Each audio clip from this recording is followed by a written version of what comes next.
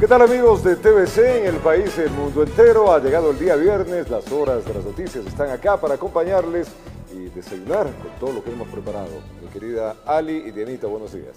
Dianita, amigos televidentes, muy buenos días. Gracias por acompañarnos una vez más aquí en El Comercio TV. Hoy día viernes, por favor, ponga la energía. Hace friecito, 7 grados centígrados. Parece que el día vamos a tener verano. Verano raro, pero verano. Hay que disfrutarlo igual. Iniciemos. Empezamos contándoles que un asalto a mano armada ocurrió en el norte de Quito. La víctima perdió $8.000 a plena luz del día.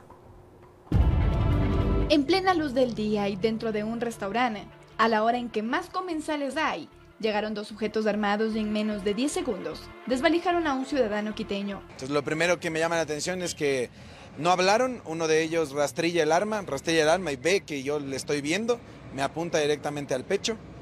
Había una chica que estaba conmigo, le empuja, ¿no es cierto? Como se puede ver en el video. Y él mantiene la mirada fija y apuntándome directamente al pecho. La otra persona es la que me dice, dame la maleta. El robo fue aproximadamente a la 1:10 de la tarde, en un lugar de comidas de la República de El Salvador y Portugal en el norte de Quito.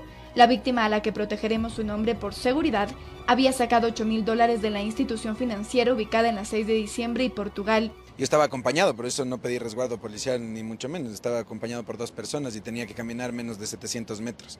Entro al restaurante, que es en una plaza, ¿no es cierto?, que tiene varios restaurantes. Hay 4 guardias, los guardias suelen estar armados. Entonces dije, bueno, me siento seguro, hay 9 personas, más de 100 personas, 100 comensales con los 4 o 5 restaurantes que hay.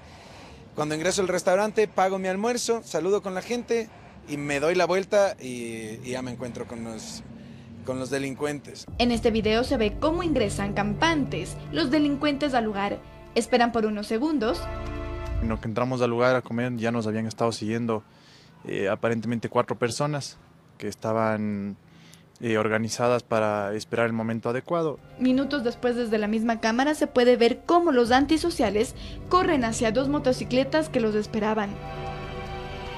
Y ese momento veo gente tirada en el piso con las manos en la cabeza, los guardias estaban asustados también porque les habían apuntado y se dieron a la fuga los ladrones. Eran 2 motos, habían 4 personas. Fueron por todo el tráfico de la República de El Salvador, se subían a las veredas, no les importaba nada. Aunque trataron de todas las maneras posibles de detener a los sacapintas, estos lograron huir. A vista de los policías, porque había justo una manifestación y habían 2 patrulleros, 2 motos persiguiendo, siguiendo, acompañando la manifestación. Ahora quienes sufrieron esta terrible situación esperan que la justicia haga lo suyo y que se pueda dar con los responsables del hecho. Comentarios de la gente es, pero ¿por qué no pediste resguardo policial? ¿Pero por qué no estabas acompañado de más personas, de un policía? ¿Por qué saliste del banco? La reflexión debería ser, el país debe ser seguro, tú puedes moverte con lo que quieras tener sobre ti. Eso es lo que debería garantizar el Estado, el alcalde, la policía. En Quito informó Andrea Urbe. Hay que tener cuidado con los pillos. Cámaras de seguridad captaron el accionar de 2 sujetos cuando roban en una farmacia y rápidamente huyen del sitio. Este hecho que les estamos contando ocurrió en la ciudadela Los Esteros Sur de Guayaquil. La policía logró poner tras las rejas a los sospechosos. Veamos. Llegaron y sin previo aviso empezaron con su cometido. Se trató de un robo que se dio en un local comercial en el sector de Los Esteros al sur de Guayaquil. Todo se habría dado durante horas de la noche y en cuestión de segundos metían mano a la caja.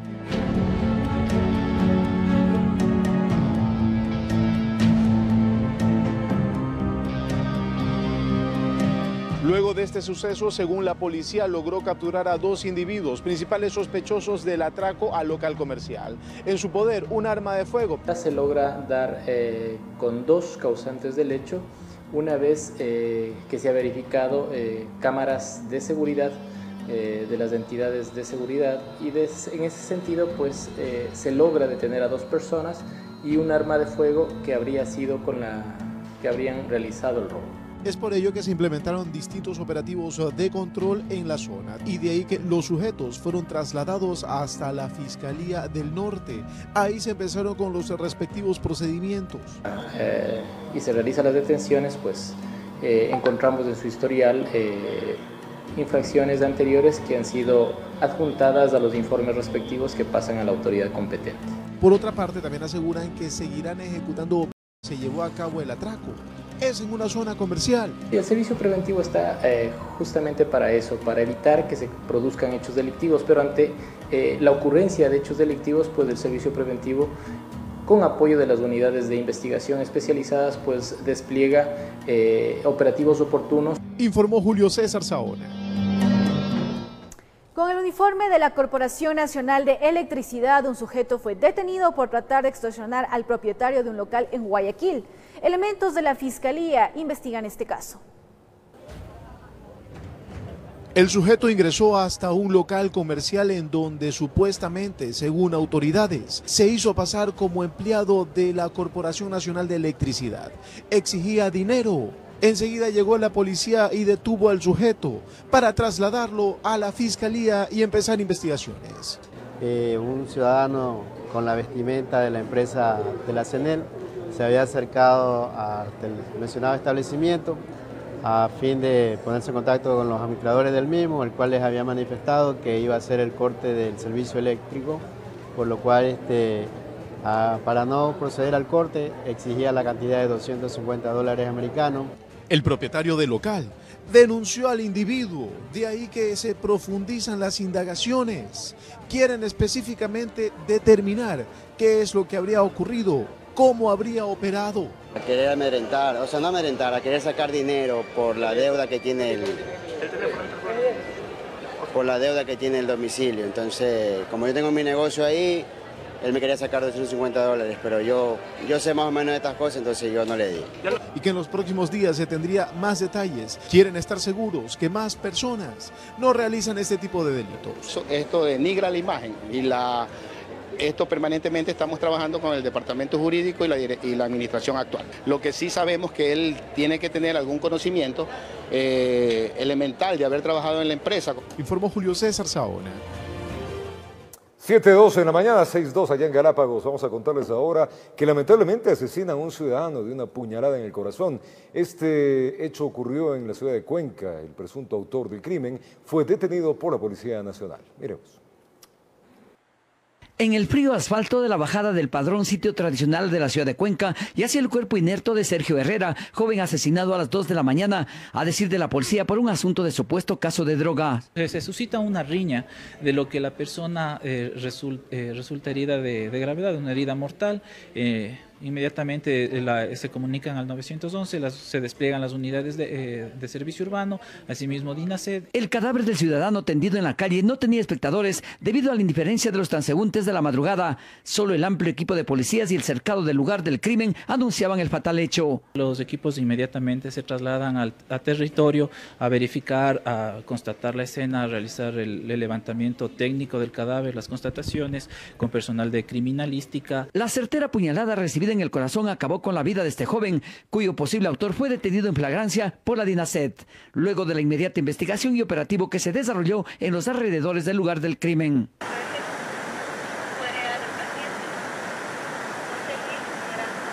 Actuando en flagrancia se logra la detención de un ciudadano que está siendo investigado por tener relación y responsabilidad a los hechos ocurridos. En el sitio donde fue localizado el supuesto autor se realizó una minuciosa inspección.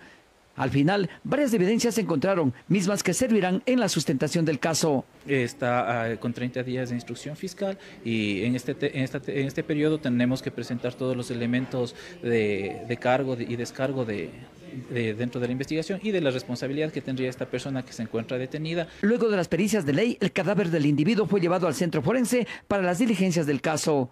Informó desde la ciudad de Cuenca, Francisco Ramírez. Y una joven oriunda del cantón Babahoyo, en la provincia de Los Ríos, denunció a un ciudadano a quien acusó de haber tocado sus piernas mientras ella viajaba en un bus de transporte interprovincial con destino a Guayaquil. El hombre fue detenido y llevado a la fiscalía. En su relato ante la fiscalía, la denunciante aseguró que salió desde la capital fluminense en horas de la madrugada. Solo recuerda que un señor se sentó junto a ella. Luego de varios kilómetros de recorrido, producto del cansancio, la joven se durmió.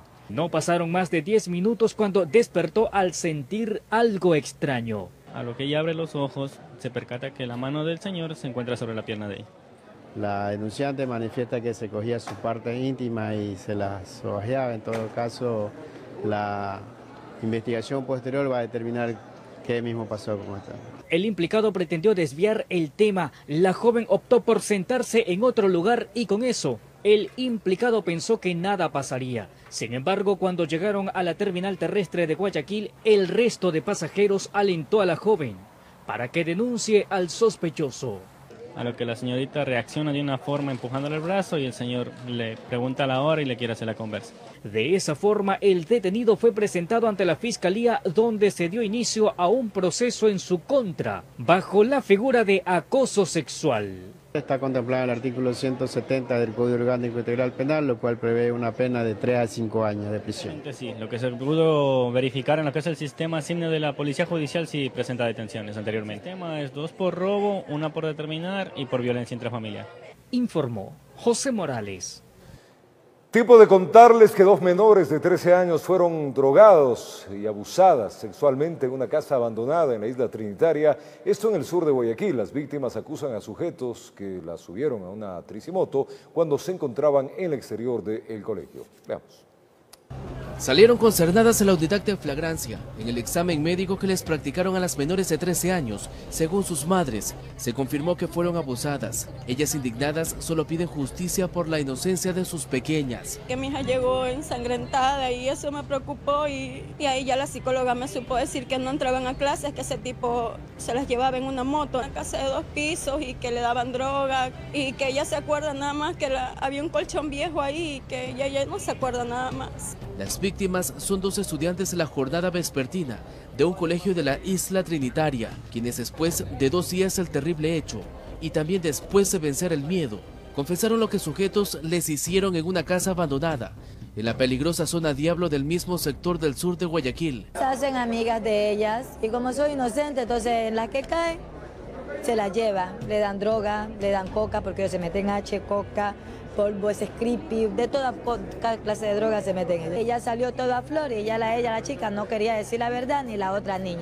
por temor de que ellos le vayan a hacer algo y uno les vaya a pegar, ¿sí me entienden? De su parte, la Fiscalía ha iniciado investigaciones por ese caso, que enfrentan las hijas de estas ciudadanas, que por ahora con la denuncia en la mano buscan a los responsables de cometer ese delito. Se presume que también las habrían drogado. Hemos podido identificar que el tipo penal es el delito de violación, que tendría una pena de 19 a 22 años. Hay que tener mayor cuidado y cualquier sospecha de algún individuo que quieran abusar o tocar, alertar inmediatamente o gritar, alertar al vecindario, llamar a la policía. No solamente ha sido este tipo, han sido más tipos que han abusado de mi hija ahí en esa casa. Ellos como profesores, primero no, ay, que sí, que la psicóloga, tantas cosas. Ahora ¿qué va a hacer ella si mi hija está abusada? Ahora necesitan de tratamiento psicológico y prefieren no regresar al plantel. Creen que esas personas peligrosas aparecen todos los días, tanto en el exterior de la institución educativa como por estas calles. Y el modo de operar por este sector es perseguir y subir a sus tricimotos a las señoritas para hacerles lo mismo, informó Charlie Pisa. Y en Babahoyo, en la noche de este jueves, 2 viviendas se consumieron en su totalidad, presuntamente tras la explosión de un tanque de gas. 5 adultos y 4 menores de edad se quedaron sin hogar.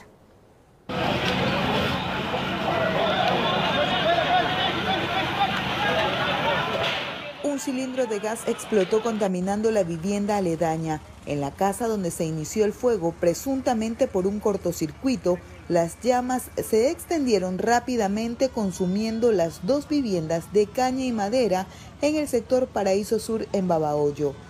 Están levantando información, al momento tenemos 2 viviendas que están afectadas, vamos a hacer una evaluación, un censo de cuántas personas, cuántas familias habitan en esta vivienda. Por lo pronto son 2 viviendas que tienen afectación total. En las casas donde todo fue consumido por el fuego, habitaban 5 adultos y 4 menores que se quedaron solo con lo que tenían puesto, pero afortunadamente salieron ilesos. 2 casas. ¿Qué te perdió? Todo. Todo. 15 hombres del cuerpo de bomberos participaron para controlar el fuego, logrando sacar de los escombros 2 bombonas de gas que pudieron explotar, aumentando la desgracia. Desde Los Ríos informó Odette Camacho. Vamos a hacer una breve pausa. En medio de críticas y desacuerdos en el Consejo Transitorio fueron posesionados los vocales temporales del Consejo Nacional Electoral. Ya venimos, 7:10 de la mañana.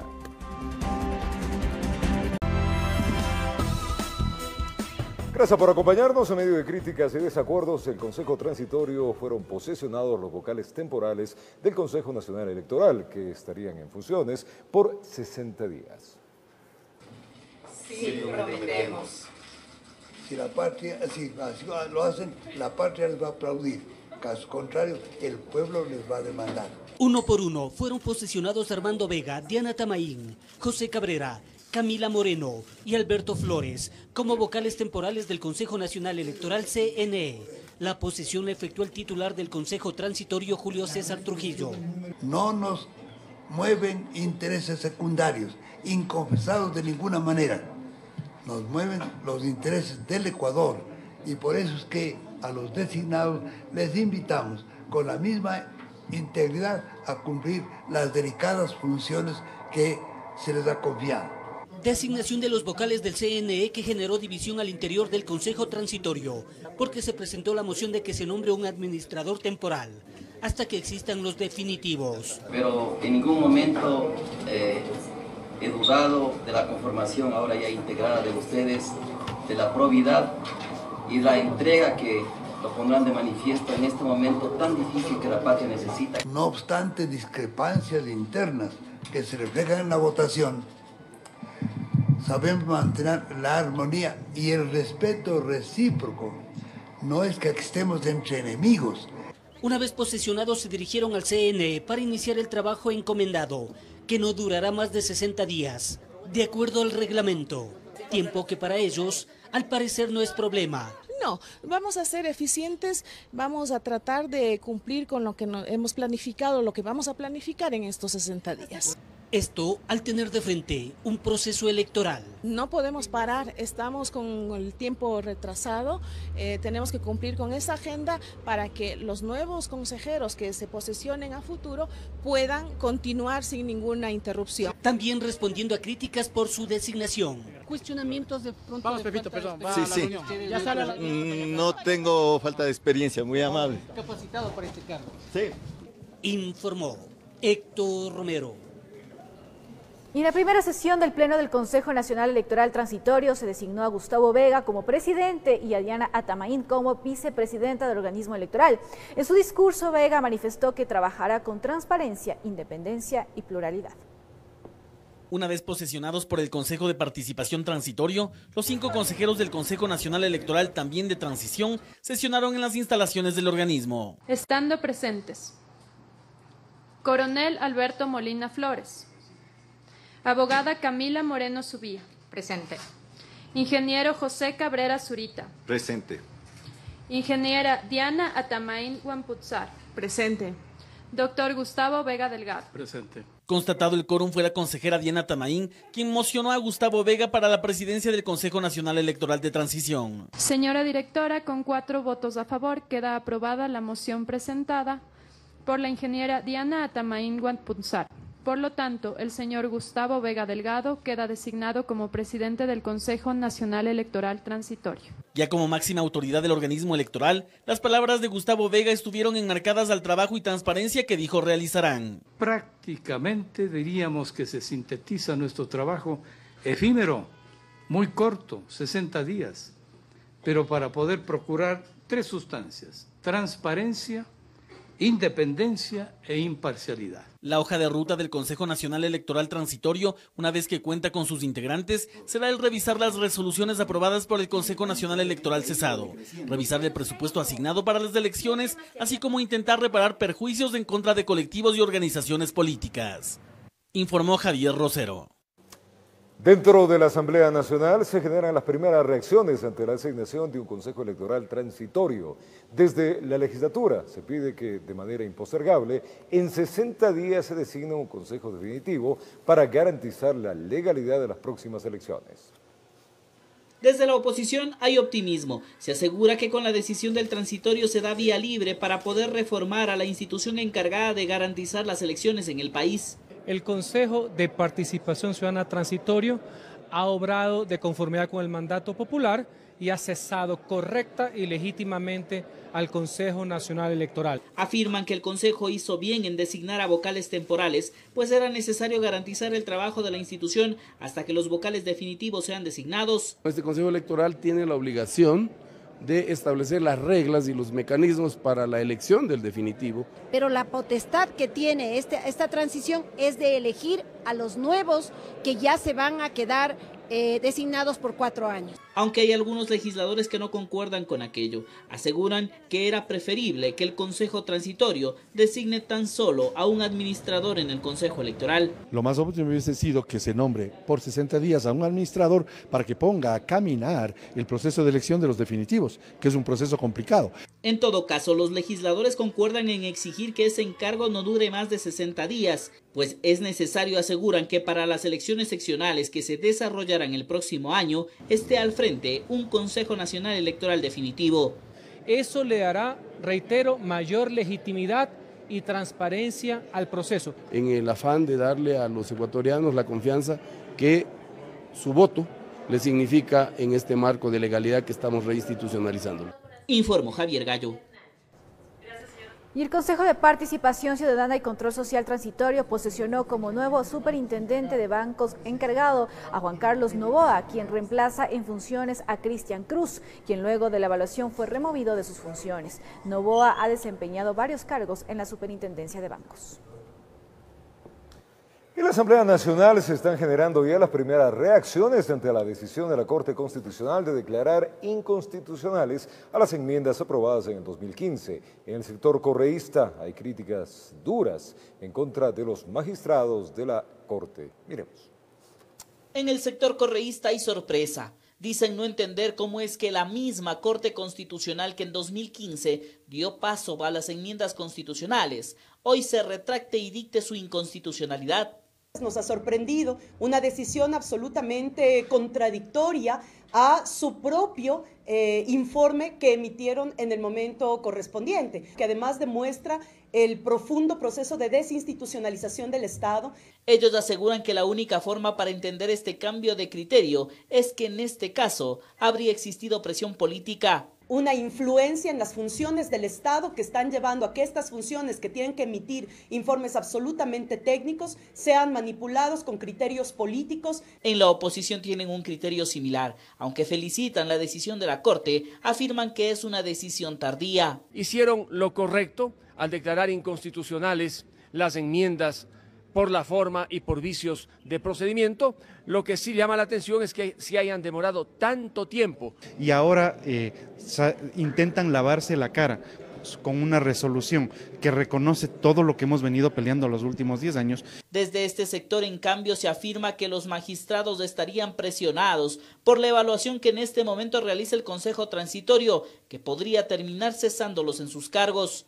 Justo cuando están a punto de ser sometidos, toman esta resolución. Lo interpretamos como un intento de quedarse en el puesto, tratando de emitir resoluciones de última hora. Por su parte, sectores de trabajadores agrupados en varios gremios resaltan la decisión de la Corte que dejó sin piso la enmienda referente a la Ley de Servicio Público, que entre otras cosas eliminaba la contratación colectiva. Vulneraron la libertad sindical y a la contratación colectiva para los nuevos trabajadores que ingresaban al sector público. También se echa abajo la declaratoria de que la comunicación es un servicio público. La decisión de la Corte Constitucional nos llena de satisfacción a todos los ecuatorianos que estimamos que la comunicación es un derecho. Con su decisión, la Corte declaró inconstitucional 12 de las enmiendas aprobadas en diciembre de 2015, entre ellas que la Contraloría retomará sus funciones para el control de los objetivos de las instituciones. Las Fuerzas Armadas ya no apoyarán en la seguridad integral del país. Y nuevamente los gobiernos autónomos descentralizados podrán manejar temas de educación y salud. Así, luego de 3 años de haber sido demandada su inconstitucionalidad, la Corte emite un pronunciamiento que ha causado revuelo en las esferas políticas del país. Informó Javier Gallo.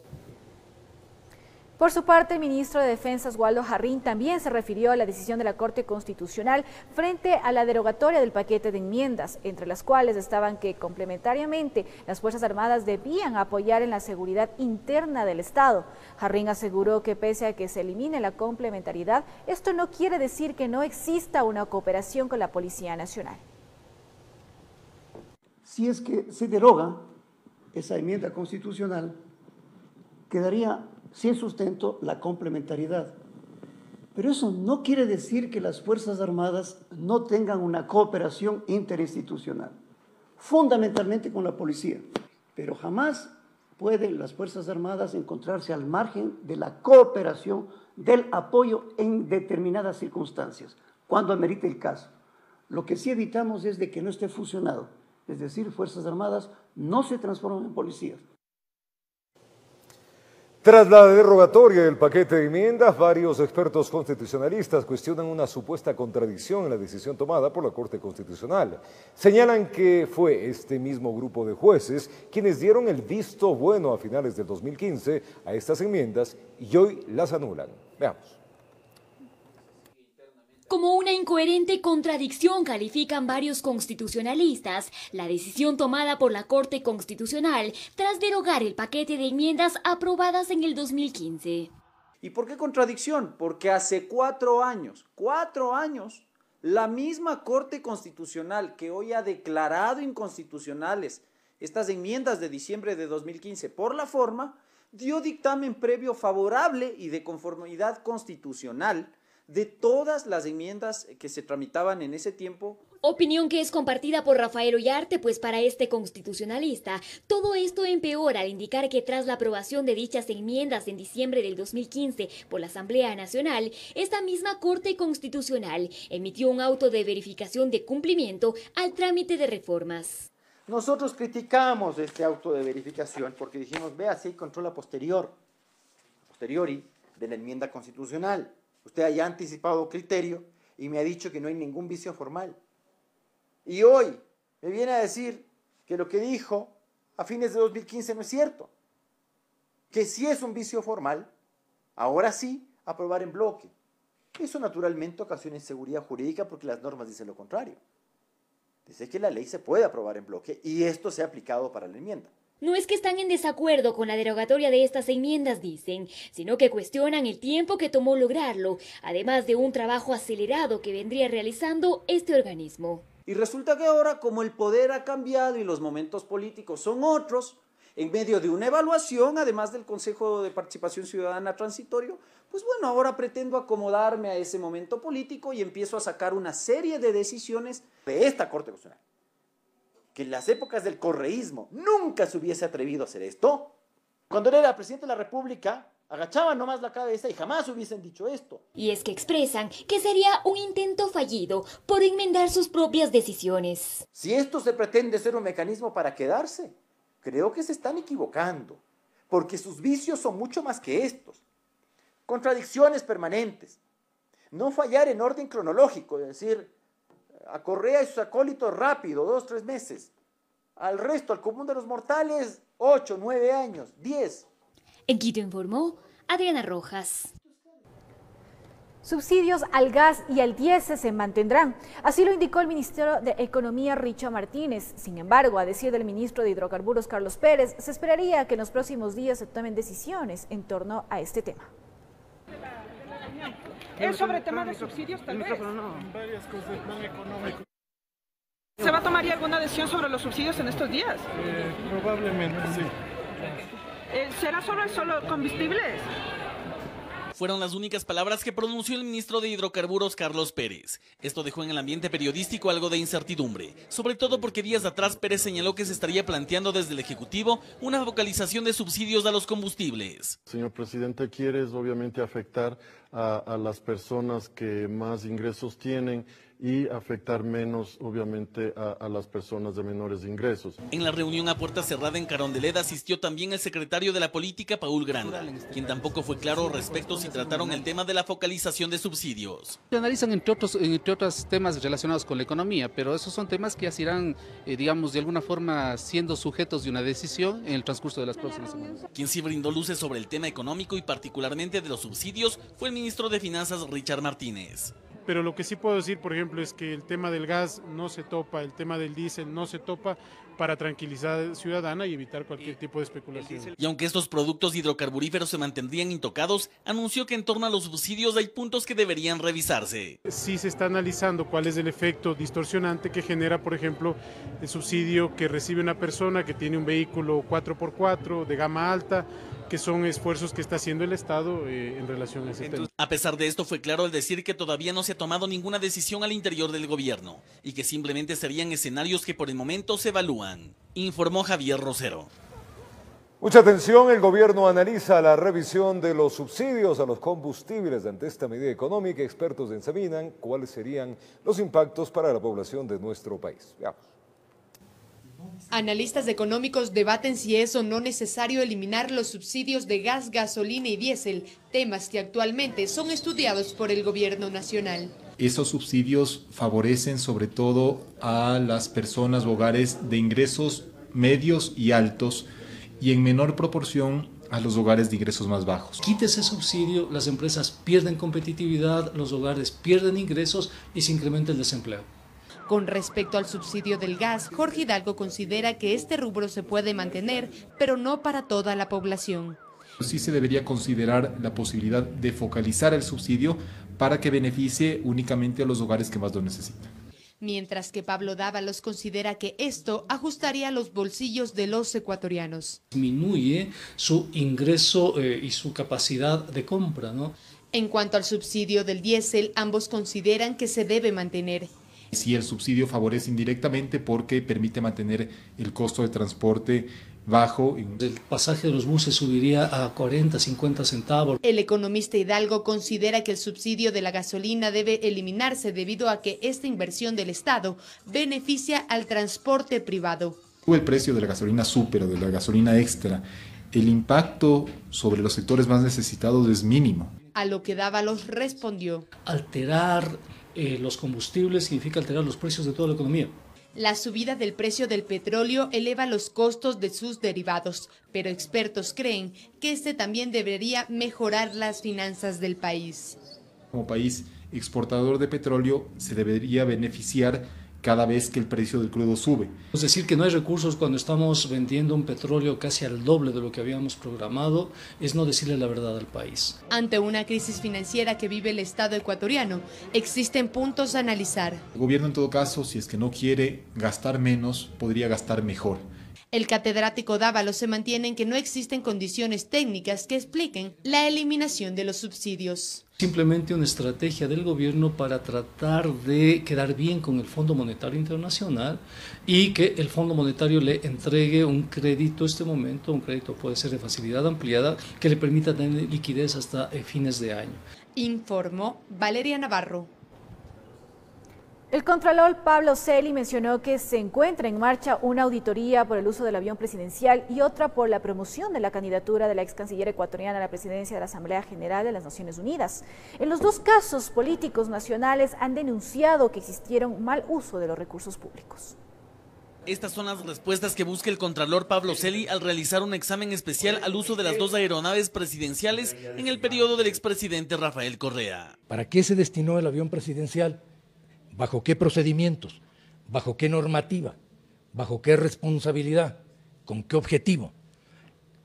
¿Qué contenían esos vuelos desde el punto de vista de su planificación? Este examen especial a las aeronaves presidenciales surge del requerimiento de varios legisladores para que se audite el uso de estos vehículos. Pero no acaba solamente en el uso de los aviones presidenciales, pues también se ha hecho uso de los aviones de Petroecuador y de los helicópteros de la Policía Nacional y de los aviones de TAME, como si es que fueran vehículos particulares del ministro de Cultura. Situación que la Contraloría está también investigando, en razón, según el Contralor Celi, de que habrían naves de otras instituciones que fueron utilizadas para fines del Ejecutivo. Me refiero a aviones de Petroecuador, aviones también de la Policía Nacional, la propia TAME, dentro del servicio presidencial. La promoción de la candidatura de la ex canciller María Fernanda Espinosa para presidir la Asamblea General de las Naciones Unidas también entraría a auditarse. Un poco más de 350 días que la canciller estuvo en funciones durante este gobierno. Alrededor de la mitad del tiempo estuvo fuera del Ecuador. Hay viajes en que en un avión de capacidad de 15 pasajeros lo hacen con 2 personas. En lo que concierne a estos exámenes especiales, el Contralor aclaró que se tratan de 2 investigaciones diferentes. Señalo y preciso, son 2 auditorías distintas, pero estamos avanzando también. Volviendo al tema del avión presidencial, se conoce que además del equipo de Contraloría, colaborarán expertos en aeronáutica, que desde su experticia técnica aportarán con dicha auditoría. Informó Javier Rosero. Ecuador y Estados Unidos retoman la cooperación militar. Esto se logró tras la firma de un acuerdo entre ambas naciones que permitirá la creación del Centro de Inteligencia Estratégica. Veamos. Con el señor ministro de Defensa. Así lo informó el ministro de Defensa Osvaldo Jarrín durante la presentación del informe de sus 3 meses de gestión al frente de esta cartera de Estado. Y es que esta nueva entidad, que podría estar lista en los próximos días, se logró a través de la firma de un acuerdo de cooperación en materia de seguridad entre Ecuador y Estados Unidos. Esta oficina de cooperación en seguridad, y lo que se pretende es obtener el apoyo de otros países, como fue determinado por el presidente de la República, con varios países para mejorar la seguridad, especialmente en lo que significa obtención de inteligencia, que es básico para las operaciones militares. Jarrín aclaró que esta oficina no es una base y que tampoco tendrá presencia permanente en el país. Vendrá un avión que nos permita obtener inteligencia y retornará. Es decir, una presencia de máximo 3-4 días y retorna el avión. De tal manera que no hay la idea en ningún concepto de que sea una base instalada.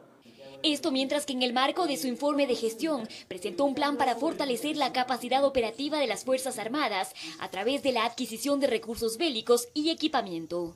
Adquisición de 6 helicópteros bimotores que hacen falta para la Fuerza Aérea, especialmente para las operaciones SAR. Fortalecimiento de radares, de la capacidad de radares, contrarrestar la capacidad de transporte mediano, tipo caza, mantenimiento para el fortalecimiento de aeronaves que son imprescindibles para la Fuerza Aérea. Además informó que la próxima semana desde el Ejecutivo se enviará a la Asamblea Nacional 4 proyectos de ley en materia de seguridad, entre los cuales consta el cambio de la Secretaría Nacional de Inteligencia por un Centro Especializado de Inteligencia. Se termina el SENAI y se crea este Centro o Secretaría de Inteligencia Estratégica para el país. El ministro también se refirió a su declaración hecha en días anteriores sobre el secuestro del equipo periodístico de Diario El Comercio, señalando que habría sido perpetrado en territorio colombiano. Y lo que hice es simplemente tomar una reflexión de lo que está pasando en prensa internacional y nacional sobre el caso. Lo que diga el ministro no es la resolución, de ninguna manera. En Quito informó Adriana Rojas. Y avanzan las investigaciones del caso Gabela en la Comisión Ocasional Legislativa. Con la aprobación del presidente de la República, los asambleístas coordinan la comparecencia del perito Roberto Mesa. Adicionalmente, pedirán la comparecencia de Rafael Correa. En 9 sesiones, la Comisión Multipartidista de la Asamblea Nacional ha recabado las versiones de varios altos funcionarios que son pieza clave para las indagaciones del asesinato del general Jorge Gabela. El presidente de la República, Lenín Moreno, dio el visto bueno para que el Ministerio de Justicia coordine acciones para traer al país al perito Roberto Mesa y que éste pueda también contribuir a las investigaciones. Esta actividad la estamos ya programando para una reunión el día lunes y poder ya en esa reunión definir toda la logística y todas las posibilidades para que el perito Mesa pueda estar acá en aproximadamente 10 días. Mesa fue el encargado de la realización de las investigaciones de este crimen en 2013.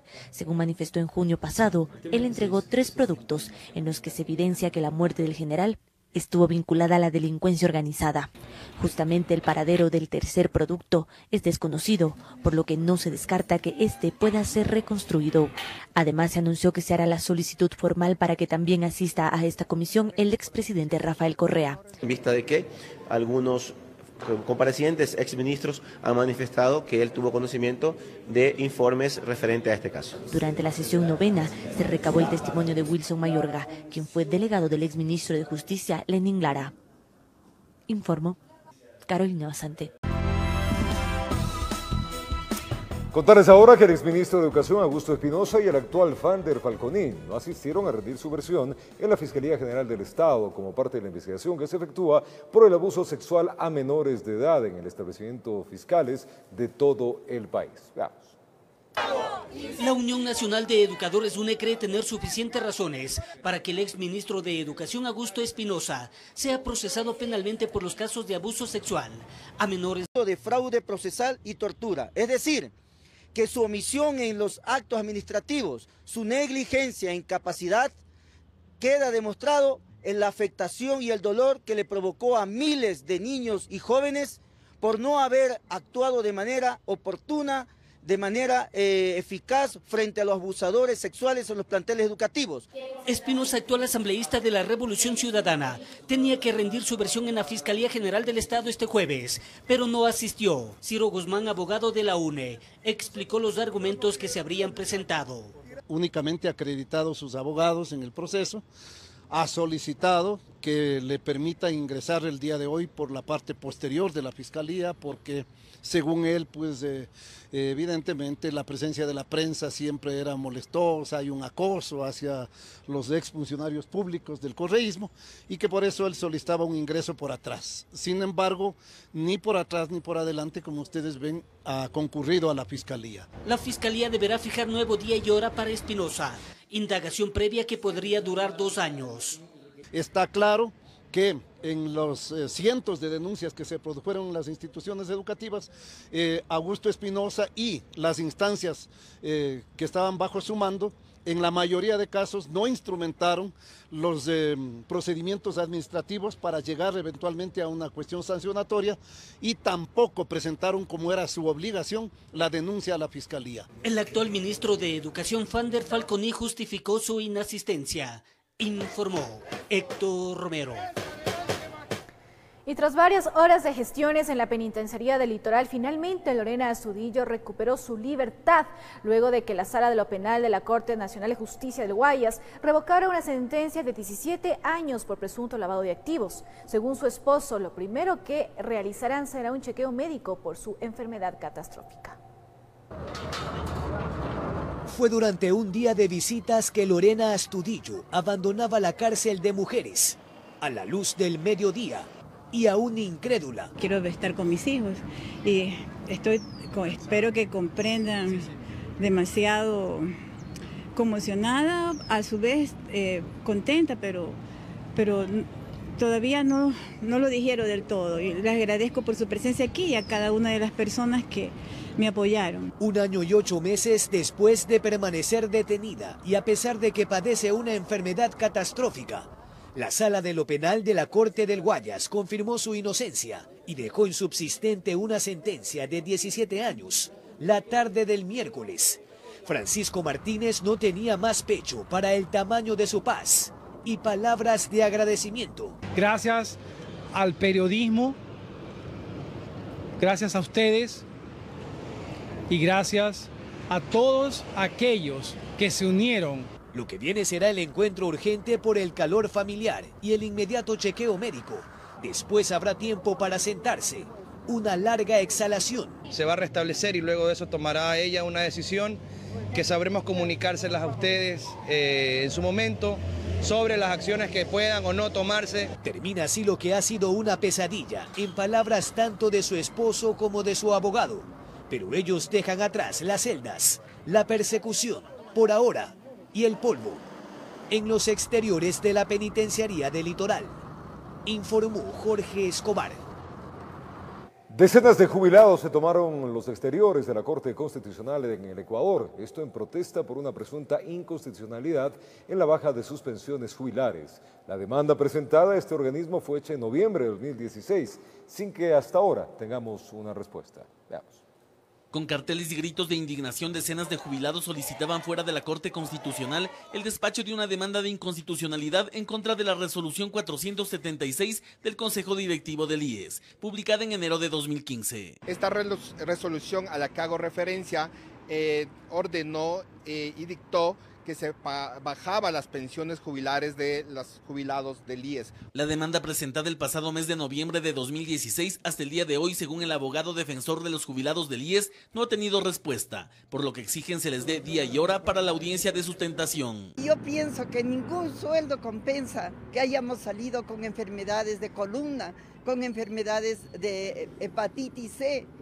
Entonces creo que sí tenemos derecho a que se nos atienda ya. La baja en sus pensiones, dicen los voceros de los más de 750 jubilados afectados, los dejó casi en la bancarrota. Razón por la cual los compañeros, como les habían dicho, están endeudados no solo en las casas del IES, sino en los chulqueros, en el Monte de Piedad, en las cooperativas. Los pobres han fallecido y tienen que estar mendigando y pidiendo que a los familiares les ayuden. En razón de lo que afirma esta afectada, más de 15 jubilados habrían fallecido esperando solución de esta causa. Muchos de ellos han perdido ya bienes, están acabando su vida y lamentablemente hasta ahora la Corte no nos atiende, pese a que ya ha pasado casi como 19 meses. La representación jurídica de los jubilados señaló que lo que solicitan a la Corte Constitucional no es una sentencia favorable, sino audiencia para exponer los derechos que han sido vulnerados a este grupo prioritario, informó Javier Rosero.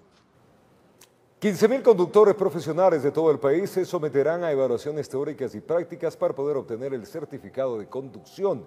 En Guayaquil y Quito se iniciará este proceso este fin de semana. Este fin de semana inicia el proceso de evaluación a los conductores de transporte inter e intraprovinciales. 15.535 profesionales al volante deberán aprobar los exámenes teóricos, psicosométricos y prácticos. Este proceso lo que busca es fundamentalmente, diría yo, la capacitación de los conductores. No es un proceso sancionatorio en estricto. Pichincha y Guayas arrancarán con estos procedimientos. Los conductores de todas las provincias ya han sido notificados lugar y fecha en la que deben rendir los exámenes. El objetivo del gobierno, que es tener un servicio de calidad y sobre todo un servicio seguro para los ciudadanos y ciudadanas. El pasado 28 de julio, el Ministerio de Transporte realizó un simulacro de las evaluaciones teóricas en el que el 85% de los participantes de 6 provincias aprobaron el examen, por lo que las autoridades estiman resultados positivos. Todos los años va a haber actualizaciones profesionales y se va a hacer más riguroso el proceso de obtención de licencias. El representante de los conductores dijo que esta medida es una corresponsabilidad que se debe tener con la ciudadanía. Ante las evaluaciones teóricas, los transportistas dicen no sentirse seguros. A nosotros que nos tomen las pruebas en la carretera, no tras de una computadora, porque nosotros estamos día a día en las carreteras. Bueno, unas capacitaciones primero para después la evaluación. Quien no apruebe la evaluación deberá someterse al siguiente procedimiento. Se va a un curso de actualización profesional. Luego de este curso de actualización profesional, si efectivamente no se mejora la calificación, ahí existe una suspensión provisional de la licencia de conducir, el conductor pasa a un curso de especialización profesional. Si efectivamente luego del curso de especialización profesional no pasa la evaluación, pues habrá una revocatoria de la licencia. Informó Valeria Navarro. Y es que, amigos, las travesías que muchos venezolanos tienen que pasar para llegar a territorio ecuatoriano y avanzar hasta Perú son difíciles. Grupos interminables de personas buscan llegar a sus destinos cargando en sus maletas lo básico. Miremos. El éxodo de venezolanos que llegan hasta la frontera de Ecuador continúa. Cientos de jóvenes, adultos, niños y ancianos se han visto en la obligación de caminar hasta llegar a sus destinos. Esta decisión ha sido tomada por miles de familias que no cuentan con los recursos para trasladarse a través de la ruta en autobús o en avión. Llegan después de una larga travesía, cansados, cargando en sus maletas lo básico, pero con la esperanza de días mejores. Caminando y pidiendo cola. Tenemos una semana caminando. No tenemos recursos para tomar un vehículo. Vengo caminando desde Cúcuta rumbo hacia Perú. Nos hemos decidido venir así porque no tenemos la plata necesaria para pagar autobuses ni En las largas caminatas para llegar a países como Perú y Ecuador, se han encontrado con cuadros preocupantes, personas que mueren enfermas, con hambre, incluso de frío, testigos de asaltos, robos, poniendo en riesgo su integridad física ante estos constantes peligros que los acechan en los largos tramos en donde no hay una mano amiga que los embarque. A muchos compañeros lo han atracado, le han quitado los bolsos, le han quitado todo. En Colombia más que todo, allá a unos compañeros le quitaron los bolsos y a otros los iban a violar y así muchas cosas. Sí, hay bastante riesgo, bueno, a muchas personas los han robado, le han quitado sus pasaportes y no han podido seguir su destino hacia Perú, hacia Ecuador, porque no tienen documentos, ni cédulas, ni pasaportes, pues. Viajan en grupos, se sienten vulnerables, el camino es largo aún, están apenas iniciando el trayecto en Ecuador, el destino es Perú, es poco lo que cargan en sus bolsillos, casi nada, al paso es la solidaridad de las personas lo que les mantiene en pie, el inclemente solo los fríos extremos, en tramos, los debilita, sin embargo se levantan y continúan tras su objetivo. Un pantalón, una cobija, franela, ropa interior, eso es lo que traemos, utensilios para cocinar, donde podamos cocinar. Es difícil porque hay mucho frío y nosotros los venezolanos no estamos acostumbrados a tanto frío. Todos, sin distinción, piensan que mañana será otro día. Se aferran entonces a la esperanza, la que no desmaya, dicen. Esperan encontrar trabajo y desde Ecuador o Perú enviar dinero a los suyos. Llevan la convicción de que todo en Venezuela cambiará un día no lejano, para así retornar a seguir batallando. Pero esta vez, desde su propia tierra. Desde la provincia del Carchi, informa Miriam Enríquez.